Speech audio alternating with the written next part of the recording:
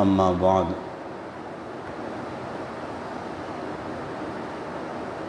الحمدللہ اللہ کی توفیق سے رمضان المبارک کی پہلی تراویح میں سوا پارہ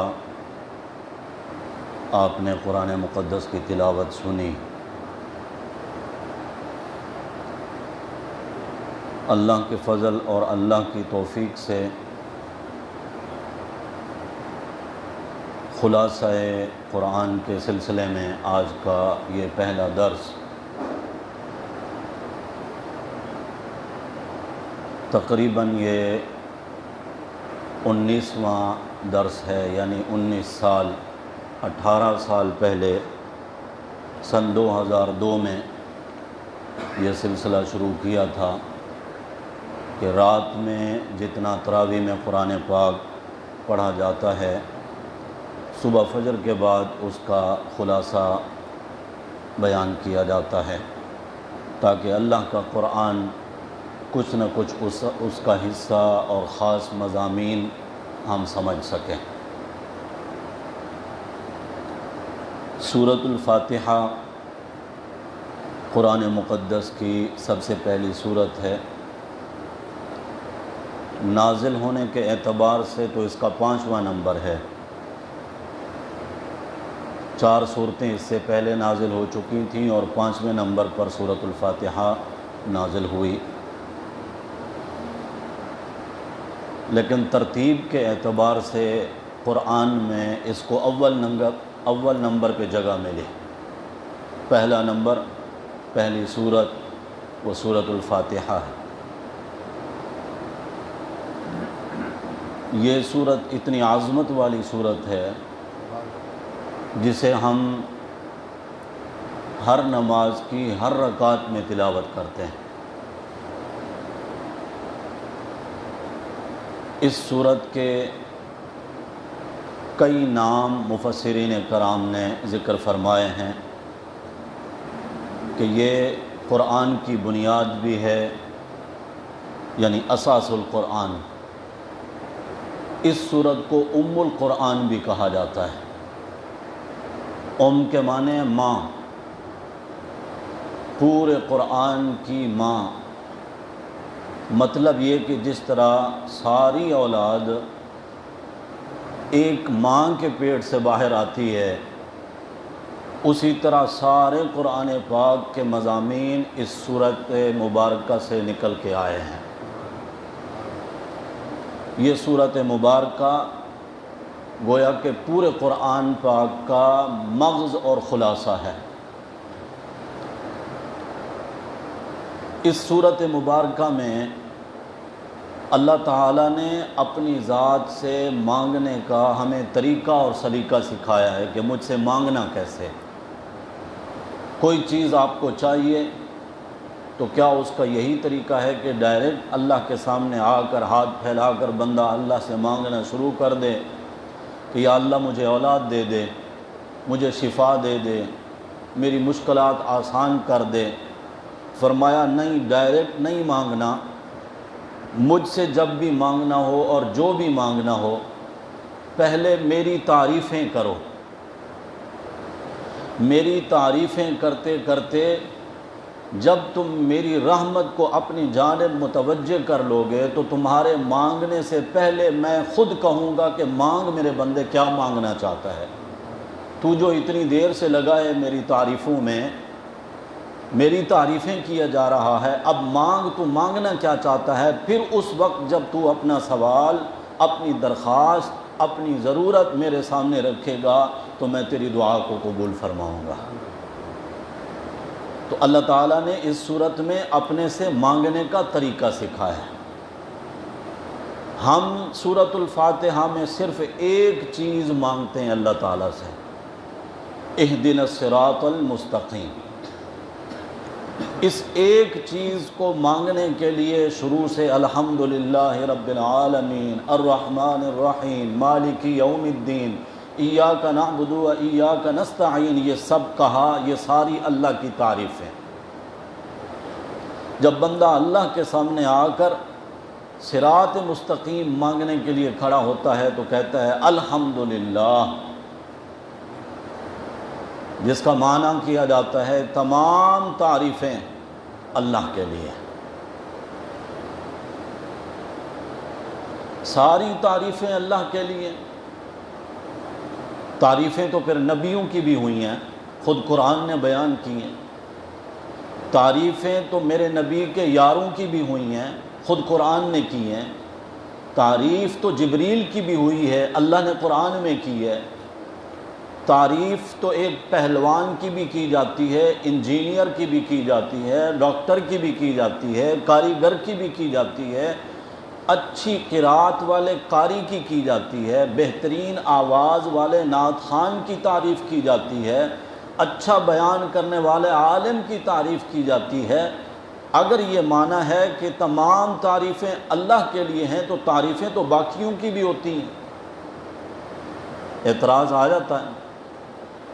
تو اس اعتراض کا بہت آسان سا جواب ہے، جس کمال کی وجہ سے انبیاء کی تعریفیں ہیں، جن کمالات کی وجہ سے صحابہ کی تعریفیں ہیں، جس کمال کی وجہ سے کسی پہلوان کی، کسی ڈاکٹر کی، انجینئر کی، کاریگر کی تعریفیں ہیں، وہ تمام کمالات عطا کرنے والا کون ہے؟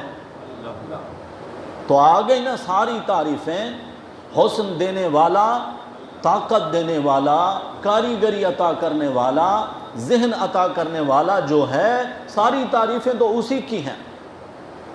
تو اس لیے معنی ہے اس کا کہ تمام تعریفیں اللہ کے لیے ہیں۔ اللہ کون ہے؟ رب العالمین۔ الحمدللہ کے بعد ہم یہی پڑھتے ہیں نا، رب العالمین۔ یہ آج کے اس مختصر سے وقت میں سورۃ الفاتحہ کے بارے میں کچھ عرض کروں گا۔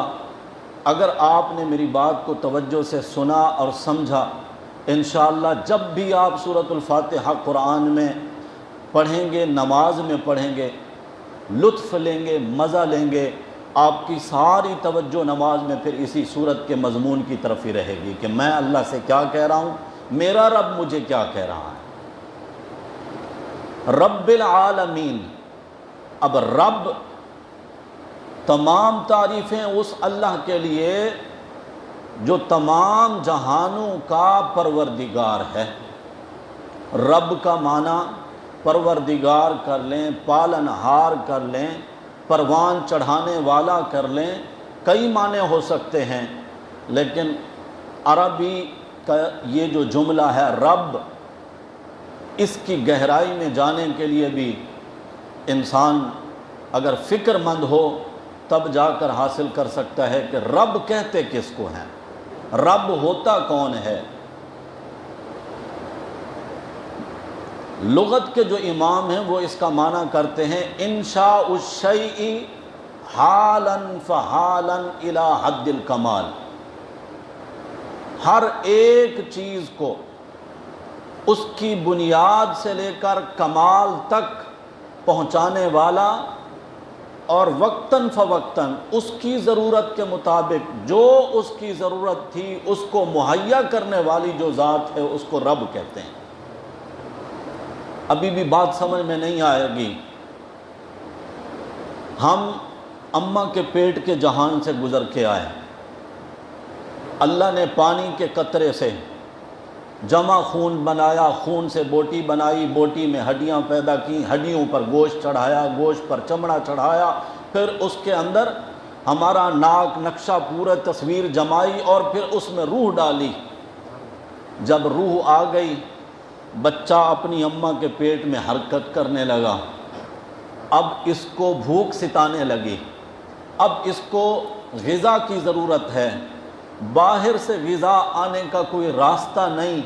اللہ نے وہاں پر اس کی روزی کا انتظام کیا کہ اماں جو غذا لیتی ہے اس غذا میں سے یہ معصوم جو اس کے پیٹ میں پل رہا ہے، جو کسی سے مانگ نہیں سکتا، ہاتھ نہیں پھیلا سکتا، آواز نہیں نکال سکتا، جس پیٹ میں رہ رہا ہے اسی ماں کو خبر نہیں کہ وہ کس حال میں ہے، اللہ نے اس کی ناف کے ساتھ ایک نالی جوڑ دی، رزق کا انتظام ہو رہا ہے، ماں جو بھی غذا کھاتی ہے اللہ اس کو لطیف بنا کر اس کا کچھ حصہ اس بچے تک پہنچاتا ہے۔ اور وہ ہے کیا؟ ماں کا گندا خون ہے، وہ میری تیری غذا بنائی اللہ نے، لیکن وہ غذا چونکہ ناپاک تھی، اس منہ سے دنیا میں آ کر رب کا نام لینا تھا، لا الہ الا اللہ کا ورد کرنا تھا، قرآن کی تلاوت کرنی تھی، اللہ نے وہ ناپاک غذا منہ کے قریب نہیں آنے دی، اس کو ڈائریکٹ تیرے میرے معدے میں پہنچایا۔ وہ تیری مرضی دنیا میں آ کر تو حلال کو اختیار کرے یا حرام کو، اللہ نے تو ماں کے پیٹ میں بھی حرام کو تیرے منہ کے ساتھ نہیں لگنے دیا۔ اس وقت جس غذا کی ضرورت تھی وہ دے دی، اور جب بچہ 9 مہینے یا جتنی مدت اللہ نے ماں کے پیٹ میں اس کو رکھا، جب دنیا میں آیا تو سب سے پہلا کام دائی اور ڈاکٹر نے جو کیا وہ غذا والی نالی کو کاٹ کر اس کو وہاں پر باندھ دیا۔ اب گھر والے سارے خوشیاں منا رہے ہیں، ہمارا لخت جگر، نور نظر، سارے خاندان والے خوشیاں منا رہے ہیں، ہنس رہے ہیں، لیکن بچہ رو رہا ہے۔ کون ہے جو اس کی رمز کو سمجھ سکے کہ یہ کیوں رو رہا ہے؟ اپنے خاندان کے افراد تو دور کی بات، ماں بھی نہیں سمجھ سکتی کہ یہ کیوں رو رہا ہے۔ وہ رب ہے، رب کا معنی بتانے لگا ہوں، وہ رب ہے جس نے اس کی رمز کو سمجھا اور اس کے کان میں کہا، میرے بندے اس وجہ سے روتا ہے نا کہ تیری غذا والا جو راستہ تھا وہ بند ہو گیا، تو فکر نہ کر، ایک راستہ بند ہوا ہے، میں نے تیری اماں کی چھاتی میں تیری غذا کے 2 راستے جاری کر دیے ہیں۔ اس وقت غذا کی جو ضرورت تھی، ٹھوس غذا یہ لے نہیں سکتا، اتنا کمزور ہے، نحیف ہے، اللہ نے اس کے لیے دودھ کا انتظام کیا، اور دودھ بھی وہ، میں ڈاکٹر تو نہیں ہوں، حکیم بھی نہیں ہوں، لیکن جو ڈاکٹر ہیں وہ کہتے ہیں کہ ماں کا ابتدائی جو دودھ ہوتا ہے اس میں چکناہٹ نہیں ہوتی، اس میں چکناہٹ نہیں ہوتی۔ کیوں؟ اس لیے کہ اس کا معدہ کمزور ہے، اگر چکناہٹ والا دودھ یہ پیے گا تو اس کا معدہ برداشت نہیں کر سکے گا۔ بغیر چکناہٹ والے دودھ کا اللہ نے انتظام کیا۔ وہ ذات جس نے پھر اس کو اس غذا کے حاصل کرنے کا طریقہ سکھایا، اس کو کیا کہتے ہیں؟ رب۔ اس کو کیا کہتے ہیں؟ رب اس کو کہتے ہیں، رب اس کو کہتے ہیں۔ ورنہ دنیا کا کوئی پروفیسر جس کے بارے میں یہ ہو کہ یہ اتنا با کمال ہے، یہ تو دیوار کو بھی بات سمجھا سکتا ہے، اللہ نے اس کو بڑا ملکہ عطا فرمایا ہے، بڑی خوبی ہے اس میں کہ ہر ایک کو سمجھا سکتا ہے یہ۔ اسی پروفیسر کو کہو کہ اس بچے کو جو ابھی 2 دن کا ہے، 3 دن کا ہے، دودھ چوسنے کا طریقہ سکھا دے، ہے کوئی جو سکھا سکے؟ کون ہے؟ بلی کے بچے، بکری کے بچے، گائے بھینس کے بچے، وہ جیسے ہی پیدا ہوتے ہیں ٹانگیں کھڑی کرتے ہیں، ان کو یہ بھی بتا دیا جاتا ہے کہ تیرا رزق کہاں پر ہے اور اس کو حاصل کرنے کا طریقہ کیا ہے۔ اس ذات کو کیا کہتے ہیں؟ رب اس ذات کو کہتے ہیں۔ اور یاد رکھیے، یہاں پر میں اکثر یہ جملہ کہا کرتا ہوں، ایک راستہ ماں کے پیٹ والا غذا کا بند ہوا، اللہ نے کتنے راستے جاری کیے؟ 2 راستے جاری ہوئے۔ جب یہ 1 سال کا ہونے لگا، اب اس کو ٹھوس غذا کی ضرورت تھی، لیکن اس غذا کے کھانے کے لیے دانتوں کا انتظام پہلے سے نہیں تھا، اللہ نے دانت پہلے عطا فرمائے، غذائیں بعد میں۔ دانت آنے لگے، دودھ پیتے ہوئے اس نے ماں کو کاٹ لیا، اس نے تھپڑ لگا کر الگ کر دیا، آج کے بعد تجھے دودھ نہیں ملے گا۔ اس نے پھر رونا شروع کر دیا۔ اللہ نے کہا، میرے بندے، میں وہی رب ہی تو ہوں جس نے ماں کے پیٹ میں تیری غذا کا انتظام کیا، 1 سال تک تجھے لطیف دودھ عطا کیا، جس دودھ کی افادیت آج 15ویں صدی کا ڈاکٹر بھی کہتا ہے کہ ماں کے دودھ کا نام البدل کوئی نہیں ہے، چاہے جتنا بھی جدید سے جدید تم بنا لو، لیکن جو اللہ نے اس کو دیا ہے اس جیسا کوئی نہیں۔ آج اگر وہ راستے تیرے دونوں بند ہو گئے ہیں، میں نے تیرے لیے 4 راستے کھول دی، اناج بھی تیرے لیے، پھل فروٹ بھی تیرے لیے، گوشت بھی تیرے لیے، اور دنیا کے مشروبات وہ سارے تیرے لیے۔ اے میرے بندے، یہ 4 راستوں سے رزق حلال کھا کر اگر میرا بندہ بن کر تو نے زندگی گزاری، 60 سال 70 سال 80 سال 100 سال وقت گزارنے کے بعد اگر تو نے میری مرضی کے مطابق حلالی بن کر حلال کھا کر اور پھر رب کا شکر گزار بن کر زندگی گزاری، دنیا سے جب تیری دنیا والی آنکھ بند ہوگی، یہ 4 راستے تیرے رزق کے بند ہوں گے تو میں جنت کے 8 دروازے تیرے لیے کھول کے رکھوں گا۔ 1 کے بدلے میں کتنا ملے؟ 2 کے بدلے میں 4 کھا کر رب کا شکر گزار اگر بن کر رکھا تو اللہ نے رہا، اگر تو پھر اللہ تعالیٰ جنت کے 8 دروازے کھول دیں گے۔ اللہ وہ ہے جس کو رب کہتے ہیں، رب اللہ ہے۔ العالمین، رب بھی صرف بندوں کا نہیں ہے، العالمین تمام جہانوں کا پالنہار۔ کتنے جہان ہیں؟ کہا جاتا ہے 18,000 مخلوقات ہیں، ہر مخلوق کا اپنا الگ جہان ہے۔ مثال کے طور پر ایک انسان ہے، ایک جہان اس کا عالم ارواح تھا جہاں ہماری روحیں تھیں، ایک جہان پھر اماں کے پیٹ کا تھا، ایک جہان یہ دنیا کا ہے، ایک جہان پھر برزخ کا ہوگا، ایک جہان پھر آخرت کا ہوگا۔ ایک انسان کے کئی جہان ہیں اور اللہ تمام جہانوں کا پالنہار ہے۔ یہ جو العالمین ہے یہ جمع ہے عالم کی، عالم کہتے ہیں جہان کو۔ عالم کا جو جملہ ہے یہ نکلا ہے علامت سے۔ علم، علم عربی میں کس کو کہتے ہیں؟ جھنڈا۔ جھنڈا کیا ہوتا ہے؟ نشان ہوتا ہے، کسی ملک کا ہو، کسی پارٹی کا ہو، کسی جماعت کا ہو، وہ اس ملک کا، پارٹی کا، جماعت کا نشان ہوتا ہے۔ علامت بھی ہم نشانی کو کہتے ہیں۔ عالم اسی علامت اور عالم سے نکلا ہوا جملہ ہے۔ اللہ فرماتے ہیں یہ جو سارا جہان ہے یہ میری توحید کا نشان ہے۔ ایک ایک چیز، ایک ایک ذرہ اللہ کی ذات پر دال ہے جو نشاندہی کرتا ہے کہ وہ ذات۔ پانی ایک طرح کا برستا ہے، لیمو کی جڑ میں جاتا ہے تو اس کو انتہائی کھٹا بنا دیتا ہے، نیم کی جڑ میں جاتا ہے تو اس کو انتہائی کڑوا بنا دیتا ہے، آم کی جڑ میں جاتا ہے تو اس کو اتنا بہترین ذائقہ اور مٹھاس عطا کر دیتا ہے۔ پانی ایک جیسا ہے، زمین بھی ایک جیسی ہے، پودا بھی ایک طرح کا نکلا، لیکن ہر پودا، ہر جنس کا نقشہ، ان کے پتے، ان کی رنگت، ان کی جسامت وہ سب الگ، ذائقے بھی پھر ان کے الگ الگ۔ تو اللہ کی قدرت کے شاہکار ہیں یہ ساری کائنات اور جہان کے، یہ جتنے بھی نمونے ہیں یہ سب نشان ہیں۔ جس طرح کہ کسی بزرگ نے کہا، اس نے کہا کہ جب ایک پودا، مثال کے طور پر گندم کا، جوار کا، باجرے کا، مکئی کا، جب زمین سے یہ اس کی کونپل نکلتی ہے وہ اتنی نحیف اور کمزور ہوتی ہے کونپل، اگر کوئی بندہ اس کو پھونک مارے تو وہ ایک طرف گر پڑتی ہے، اس میں کوئی طاقت نہیں ہوتی کھڑے ہونے کی۔ یہ کونپل جب زمین سے نکلتی ہے تو اس کا رخ کس طرف ہوتا ہے؟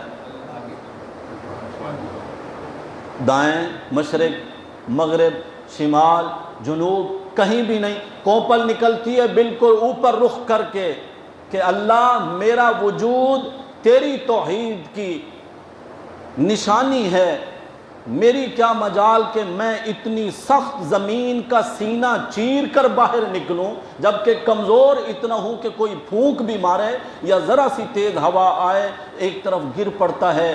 کسی بزرگ نے کہا کہ یہ کونپل جب زمین سے نکلتی ہے اس کو محض ایک تنکا نہ سمجھ بلکہ اس کو شہادت کی انگلی سمجھ جو اللہ کی طرف اوپر کی طرف اٹھ کے آتا ہے، گویا کہ شہادت دے رہا ہے، اشہد اللہ الہ الا اللہ، اللہ میں گواہی دیتا ہوں کہ تیرے سوا عبادت کے لائق کوئی نہیں ہے۔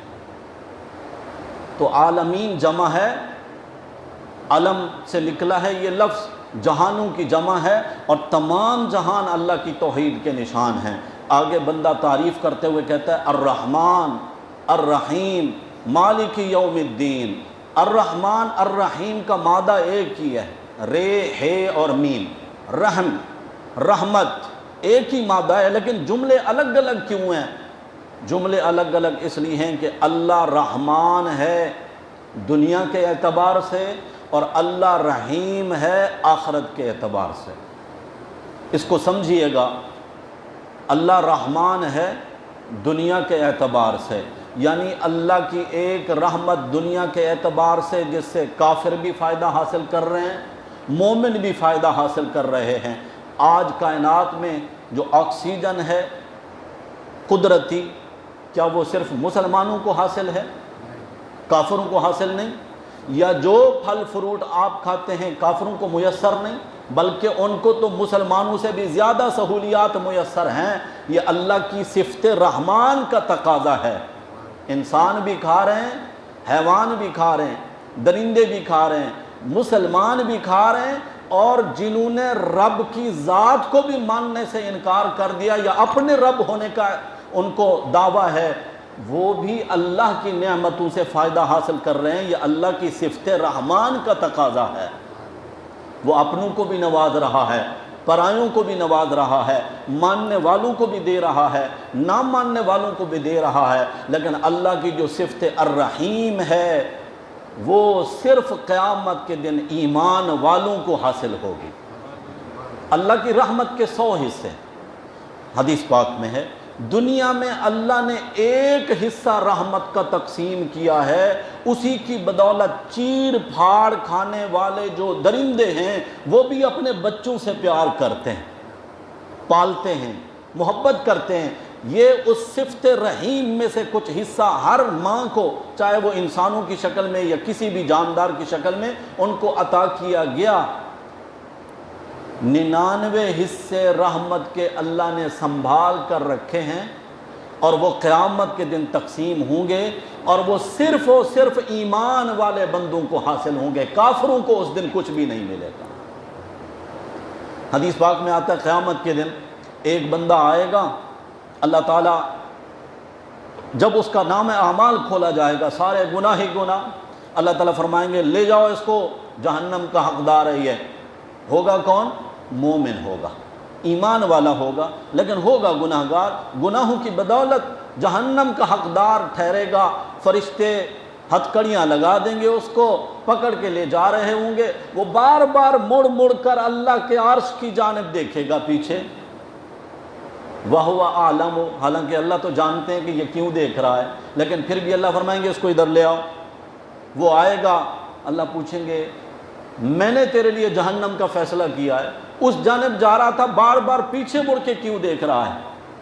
وہ عرض کرے گا یا اللہ، دنیا میں علماء کرام سے سنا تھا اللہ کی رحمت کے 100 حصے، ایک حصہ دنیا میں تقسیم ہوا ہے، 99 حصے اللہ کے رحمت کے قیامت کے دن تقسیم ہوں گے۔ پیچھے مڑ مڑ کے اس لیے دیکھ رہا ہوں کہ وہ 99 رحمتوں والی جو بوری ہے اس کا منہ کھلا ہے یا نہیں۔ اللہ فرمائیں گے آج بھی میری رحمت کی تجھے اتنی امید ہے؟ کہے گا یا اللہ میں تیری رحمت سے کیسے نا امید ہو سکتا ہوں؟ اللہ فرمائیں گے چھوڑ دو اس کو، لے جاؤ اس کو جنت کی طرف، میں نے اس کے لیے رحمت کا فیصلہ کیا۔ اسی طرح ایک بندہ آئے گا، اللہ ایک کپڑا لے لیں گے، کچھ کپڑا اپنے اوپر ڈال دیں گے، کچھ اس کے اوپر ڈال دیں گے، گویا کہ پورے میدان محشر سے اللہ تعالیٰ اس کو الگ کر کے اس سے پوچھیں گے تو نے فلاں گناہ کیا تھا؟ اللہ اس کے چھوٹے چھوٹے گناہوں کے نام لیں گے، فلاں گناہ کیا تھا، فلاں گناہ کیا تھا، وہ اعتراف کرتا چلا جائے گا، جی یا اللہ یہ بھی ہو گیا، یہ بھی ہو گیا، بس تیرا بندہ ہونا کمزور تھا، یا اللہ یہ گناہ بھی ہو گیا۔ اللہ تعالیٰ فرمائیں گے میں ستار ہوں، عیبوں پر پردہ پوشی کرنے والا، دنیا میں نے تجھے رسوا نہیں کیا، آج بھی پردے میں تجھ سے اقرار کرایا ہے، جا میں نے آج بھی تیرا پردہ رکھا ہے، تجھے معاف کر دیا، تیرے سارے ان گناہوں کو میں نے نیکیوں میں بدل دیا۔ حضور فرمائیں گے اللہ نے تو اس کے چھوٹے چھوٹے گناہوں کے نام لیے نا، وہ فوراً کہہ اٹھے گا کہ یا اللہ میرے ابھی بڑے بڑے گناہ تو باقی ہیں۔ حضور مسکرا کر، یہ حدیث پاک میں جملہ ہے کہ حضور مسکرا کر فرمانے لگے کہ پھر اپنے بڑے گناہوں کا اعتراف وہ خود کر لے گا، اللہ اپنی رحمت خاصہ سے اس کی مغفرت فرمائیں گے۔ تو یہ اللہ کی صفت رحمان دنیا کے اعتبار سے ہے اور صفت رحیم آخرت کے اعتبار سے ہے۔ آگے بندہ کیا کہتا ہے الرحمن الرحیم کے بعد؟ مالک یوم الدین، اللہ قیامت کے دن کا مالک ہے۔ مالک یوم الدین کا معنی کیا ہے؟ اللہ قیامت کے دن کا مالک ہے۔ دنیا کا مالک کون ہے؟ دنیا میں ہر چیز کا مالک حقیقی اللہ ہی ہے، تو پھر یہ کیوں فرمایا کہ اللہ قیامت کے دن کا مالک ہے؟ تو اس کا جواب یہ ہے، دنیا میں عارضی ملکیت چیزوں کی اللہ نے اپنے بندوں کو بھی عطا کر رکھی ہے۔ مثال کے طور پر یہ آنکھیں، ان کا مالک تو اللہ ہی ہے، لیکن ملکیت میری میں دے دیا، مجھے اختیار ہے، میں چاہوں تو اچھے راستے پر دیکھوں، چاہوں تو برے راستے پر دیکھوں، چاہوں تو میں قرآن کی زیارت کروں اور چاہوں تو میں فلمیں ڈرامے دیکھوں، اختیار ہے۔ کان اللہ نے مجھے دیے، مالک ان کا اللہ ہی ہے۔ سماعت اختیار مجھے دیا، میں چاہوں تو قرآن کی تلاوت سنوں، چاہوں تو گانے سنوں، اختیار ہے۔ ہاتھ پاؤں ان پر بھی اختیار ہے، زبان اس پر بھی اختیار ہے۔ دنیا میں کچھ چیزوں کی ملکیت اللہ نے ہمیں عطا کر رکھی ہے۔ قیامت کا دن وہ دن ہوگا جس دن یہ سارے عارضی اختیار اور ملکیت بھی اللہ ہم سے چھین لے گا۔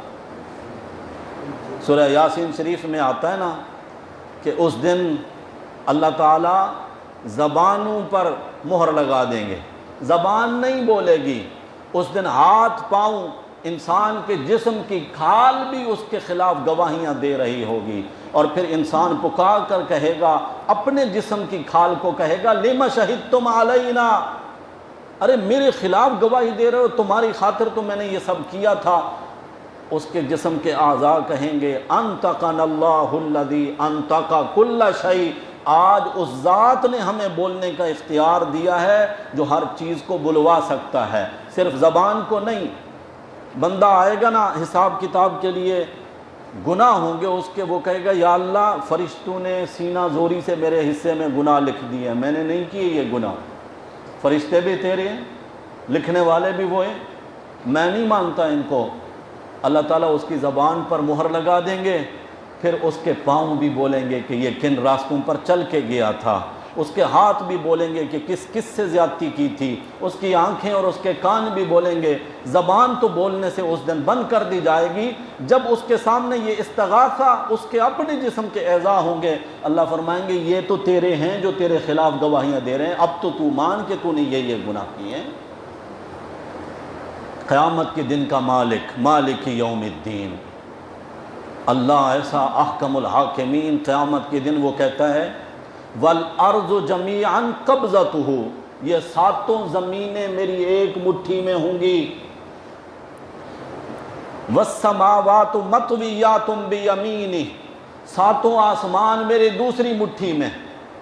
اللہ اکبر، اللہ اکبر، ساتوں آسمان، ساتوں زمینیں اللہ مٹھی میں لے کر کہیں گے لمن الملک اليوم، بتاؤ آج کے دن کس کی بادشاہت ہے۔ اللہ جب یہ پوچھیں گے، حدیث پاک میں آتا ہے سناٹا چھایا ہوگا میدان محشر میں، کوئی بھی اس کا جواب نہیں دے گا۔ اللہ پھر پوچھیں گے، یہ جو جملہ ہے نا لمن الملک اليوم، یہ سورہ مومن میں 24ویں پارے میں ہے۔ صحیح جواب تو اس کا یہی ہے نا کہ اللہ تو ہی ہے۔ جب اللہ پوچھیں گے بتاؤ آج کس کی بادشاہت ہے، تو صحیح جواب تو اس کا یہی ہے نا کہ تیری بادشاہت ہے۔ یہ صحیح جواب بھی انبیاء اولیاء کوئی بھی یہ صحیح جواب بھی نہیں دے سکیں گے۔ اللہ کی ہیبت اور جلال کے سامنے سارے خاموش رہیں گے۔ پھر اللہ خود ہی کہے گا للہ الواحد القہار۔ دنیا میں تو بڑے بڑے قہار بنتے تھے، جبار بنتے تھے، کوئی کہتا تھا میری کرسی مضبوط، کوئی کہتا تھا میرا اقتدار مضبوط۔ آج کے دن کہاں ہے؟ کسی کی بادشاہت نہیں، اللہ اکیلے کی بادشاہت ہے۔ آگے اللہ کہتے ہیں یہاں تک تو نے میری تعریفیں کر لیں، اب میرے ساتھ ایک وعدہ بھی کر، ایاک نعبد و ایاک نستعین۔ اے اللہ ہم صرف تیری ہی عبادت کرتے ہیں اور کرتے رہیں گے، اور صرف تجھ ہی سے مدد مانگتے ہیں اور مدد مانگتے رہیں گے۔ اللہ کی قسم، اگر صاحب ایمان بندہ صرف سورۃ الفاتحہ، صرف اسی ایک چھوٹی سی سورت، اس کو بھی اگر اچھے طریقے سے سمجھ کر پڑھنا شروع کر دے، اس کی زندگی میں ذرہ برابر بھی شرک باقی نہیں رہ سکتا۔ لیکن کیا کریں، ہم تو نمازی ایسے ہیں، طوطے کی طرح رٹی ہوئے الفاظ ہیں جو زبان پہ جاری ہوتے ہیں، نہ دل میں اس کا اقرار اور گواہی ہوتی ہے، نہ خود دماغ میں سمجھ رہا ہوتے ہیں میں کیا کہہ رہا ہوں، میرا رب مجھ سے کیا تقاضا کر رہا ہے۔ مسجد میں یا نماز کی حالت میں تو اس نے کہا اللہ ہم صرف تجھ ہی سے مدد مانگیں گے، باہر نکل کر ہر ایرے غیرے سے یہ مدد مانگتا پھرتا ہے۔ کبھی مدد مانگتے ہوئے رسول سے مدد مانگتا ہے، کبھی حضرت علی سے مدد مانگتا ہے، کبھی غوث پاک سے مدد مانگتا ہے۔ نماز میں جو اس نے کہا تھا وَإِيَّاكَ نَسْتَعِينُ، صرف تجھ ہی سے مدد مانگیں گے اور کسی سے مدد نہیں مانگیں گے، یہ نماز میں جو کہا تھا یہ جھوٹ کہا تھا۔ اپنی اسی بات پہ بھی نمازی قائم نہ رہا، اس پر قائم رہے گا تب جا کے نماز عبادت بنے گی، ورنہ اپنی بات کے یہ خلاف کر رہا ہے۔ اللہ فرماتے ہیں تو میرے ساتھ یہ اقرار کر، حدیث پاک میں آتا ہے جب بندہ یہاں پر پہنچتا ہے نا ایاک نعبد و ایاک نستعین پہ، تو اللہ کی طرف سے آواز آتی ہے فاسأل یا عبدی، مانگ میرے بندے کیا مانگنا چاہتا ہے۔ شروع والی بات یاد ہے نا، اللہ کہتے ہیں مجھ سے کچھ بھی مانگنا ہو ڈائریکٹ نہ مانگ، پہلے میری تعریفیں کر۔ اس کا طریقہ خود سکھایا کہ الحمدللہ رب العالمین سے میری تعریفیں کرتا چلا آ، پھر میرے ساتھ وعدہ کر۔ جب وعدہ کر لیتا ہے تو اللہ کہتے ہیں اب مانگ، کیا مانگتا ہے؟ تو بندہ کہتا ہے اہدنا الصراط المستقیم، اے اللہ ہمیں سیدھے راستے پر چلا، ہمیں سیدھے راستے پر چلا۔ بعض لوگ مانا کرتے ہیں ہمیں سیدھا راستہ دکھا، ایک ہے راستہ دکھانا، ایک ہے راستے پر چلانا۔ آدھا گھنٹہ تو اسی میں پورا ہو گیا۔ آپ احباب بھی اگر اونگنے لگیں گے تو بات تو پوری نہیں ہو سکتی۔ اہدنا الصراط المستقیم، چلا اور دکھا۔ دکھانا کیا ہے؟ میں کسی سے پوچھوں کہ مجھے فلاں جگہ پہ جانا ہے، وہ میرا ہاتھ پکڑ کے ادھر ہی سے بتا دے کہ آپ یہاں سے سیدھے چلے جائیں، آگے ایک موڑ آئے گی، وہاں سے آپ مڑ جائیں گے، دائیں طرف کی پہلی 2 گلیاں چھوڑ دینا، تیسری گلی میں آپ چلے جائیں گے تو آپ کی منزل مقصود آپ کو مل جائے گی۔ یہ ہے دکھانا۔ اور چلانا کیا ہے؟ میں کسی سے پوچھوں کہ یار مجھے فلاں جگہ پہ پہنچنا ہے، اور وہ یہ سوچے کہ یار مولوی بندہ ہے، سواری بھی اس کے پاس نہیں ہے، کہاں دھکے کھاتا پھرے گا، وہ کہے کہ آئے میرے ساتھ بائک پہ بیٹھے، میں آپ کو چھوڑ کے آتا ہوں۔ جس نے دکھایا اس میں احتمال ہے کہ میں پھر بھول جاؤں، ادھر ادھر کہیں چلا جاؤں۔ اس نے کہا تھا 2 گلیاں چھوڑنا، میں ایک گلی چھوڑ کر دوسری گلی میں مڑ جاؤں تب بھی اپنی منزل پہ نہیں پہنچ سکوں گا۔ اور جو مجھے اپنے ساتھ ہاتھ پکڑ کے لے کے چلے اور منزل مقصود پر پہنچائے، یہ ہے پہنچانا اور چلانا۔ اہدنا الصراط المستقیم، اللہ صرف مجھے سیدھا راستہ دکھا نہیں بلکہ اپنی رحمت سے میرا ہاتھ پکڑ کے جنت تک پہنچا دے۔ یہ اہدنا الصراط المستقیم۔ ہر نماز میں ہر نمازی یہی دعا کرتا ہے، اللہ سیدھا راستہ دکھا، سیدھے راستے پر چلا، سیدھا راستہ دکھا، سیدھے راستے پر چلا۔ نبی پاک صلی اللہ علیہ وسلم بھی تو یہی دعا مانگتے تھے نا، اہدنا الصراط المستقیم۔ صحابہ کرام بھی تو کیا سیدھا راستہ نہیں دیکھا ہوا تھا؟ پھر بار بار یہ جو کہا جا رہا ہے، اگر سیدھا راستہ نہیں دیکھا، آپ بھی ابھی آئے ہیں ماشاءاللہ نماز کے لیے، اللہ تعالیٰ قبول بھی فرمائیں اور اللہ تعالیٰ استقامت بھی عطا فرمائیں۔ اگر سیدھا راستہ آپ نے نہیں دیکھا تھا تو پھر آپ نے وضو کیوں کیا؟ آپ مسجد میں چل کر کیوں آئے؟ آپ نے اللہ اکبر کہہ کے ہاتھ کیوں باندھے؟ آپ نے اللہ کی تعریفیں کیوں کی؟ اب جا کر کہہ رہے ہیں اہدنا الصراط المستقیم۔ اس کو بھی سمجھنا ہے۔ اہدنا الصراط المستقیم کا مطلب سیدنا علی المرتضی رضی اللہ تعالی عنہ نے سمجھایا، کیا خوب سمجھایا۔ وہ کہتے ہیں اہدنا الصراط المستقیم کا معنی صرف یہ نہیں ہے کہ اللہ مجھے سیدھا راستہ دکھا اور سیدھے راستے پر چلا، بلکہ اس کا معنی ہے اے ثبتنا، اللہ جو سیدھا راستہ تو نے مجھے دکھا دیا ہے اسی راستے پر مرتے دم تک مجھے پکا رکھ، استقامت عطا فرما۔ اہدنا الصراط المستقیم۔ بندہ صراط مستقیم مانگتا ہے، سوال پیدا ہوتا ہے کہ وہ صراط مستقیم کون سا ہے؟ اس کا جواب اگلی آیت میں، صراط الذین انعمت علیہم، اللہ وہ راستہ سیدھا ہے جس پر تیرے وہ بندے چلتے رہے جن پر تیرا انعام ہوا۔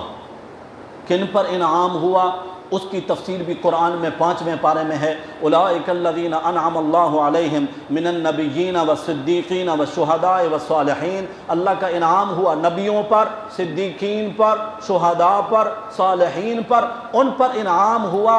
بندہ یہ کہتا ہے کہ اللہ وہ جو انعام یافتہ لوگ ہیں جن پر تیرا انعام ہوا، مجھے ان کے راستے پر چلا، غیر المغضوب علیہم ولا الضالین، ان کے راستے پر نہ چلا جو صحیح راستے سے بھٹک گئے، گمراہ ہوئے، اور صراط الذین انعمت علیہم، انعام والوں کے راستے پر چلا، مغضوب علیہم، جن پر تیرا غضب ہوا ان کے راستے پر نہ چلا، ولا الضالین، اور جو گمراہ ہو گئے ان کے راستے پر بھی نہ چلا۔